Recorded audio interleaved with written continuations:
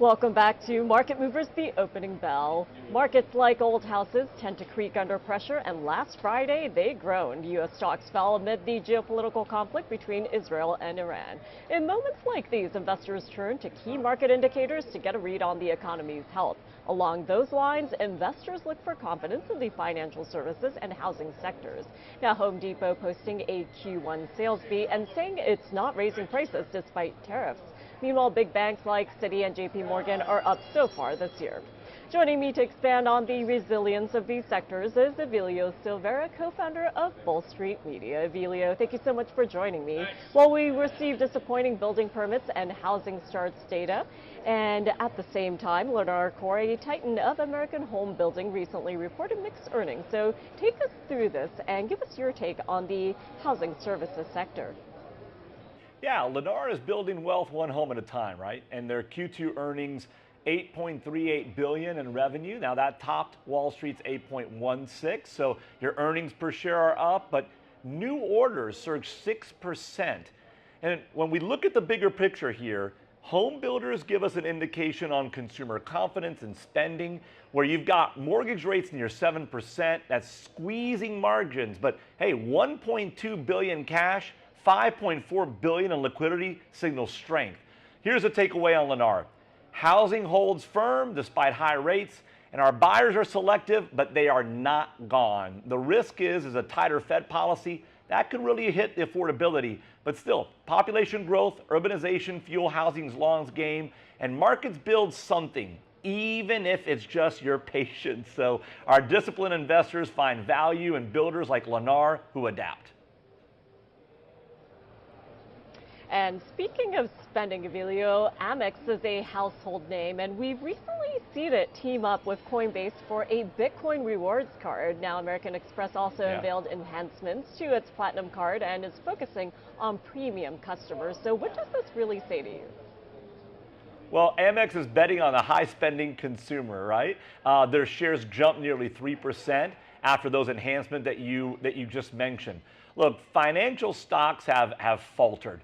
But American Express is targeting wealthy spenders. They're going up in the consumer lane. So even though jobless claims rose 248,000, Amex is banking on consumers chasing status, whether there's a recession or not. So the lesson here is that niche players shine when others stumble. However, higher unemployment could curb spending, but Amex's modest gains this year reflect resilience and not hype. I think smart investors see value in firms who are serving those who keep charging more and more and more, particularly up higher on the spending limit. And Evelio, it is the end of an era. U.S. Steel have been listed here at the New York Stock Exchange since April 1st, 1901. Today, U.S. Steel no longer trading on the New York Stock Exchange as Japan's Nippon Steel finalizes its takeover. The delisting will be effective on June 30th. But tell us about the golden share and the corporate twist on the latest agreement. Yeah, you know, it's sad to see an iconic company move out of iconic New York Stock Exchange. But these are the things that happen. And it just seems like a moment ago that Biden was vetoing this deal with Nippon Steel, now Trump's approval. And, you know, Nippon Steel, North American subsidiary, we have a golden share. That gives the United States veto power over a name change, over a job shift, over a headquarter moved. So while the shares may not be any longer on the New York Stock Exchange, the company is still very much an American company. And that golden share makes sure that we get to protect where U.S. Steel goes in the future. And the lesson here, well, there's global steel demand, and it's driven by infrastructure, and that is enduring.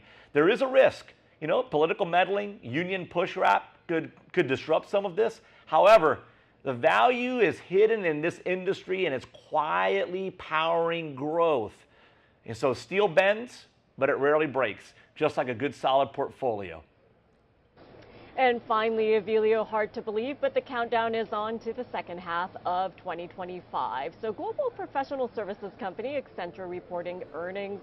What is on your radar for the rest of Q2?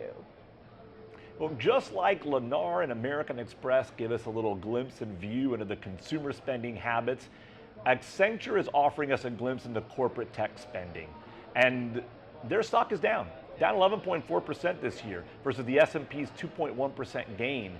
So analysts are predicting steady results, but the guidance that we're going to hear is critical. The key metric we're looking at is remaining performance obligations, this future revenue backlog, and growth here could spark tech's rally. Why? Because you have real corporate spending going on. So what does our behavioral finance view look into Accenture? Well, we sell winners too soon and we shun names like Accenture when we shouldn't, right? Data says fundamentals prevail. So here's my advice. Skip the headlines, avoid the cash traps. Markets are a marathon, not a sprint, unless you're fleeing from a bad choice. So stay sharp with Accenture, what it deems on the tech rally, and stay bullish. Well, that's a great analogy there, Evelio. Thank you so much for sharing your insights. As always, we look forward to speaking with you again next week. Thanks, Remy.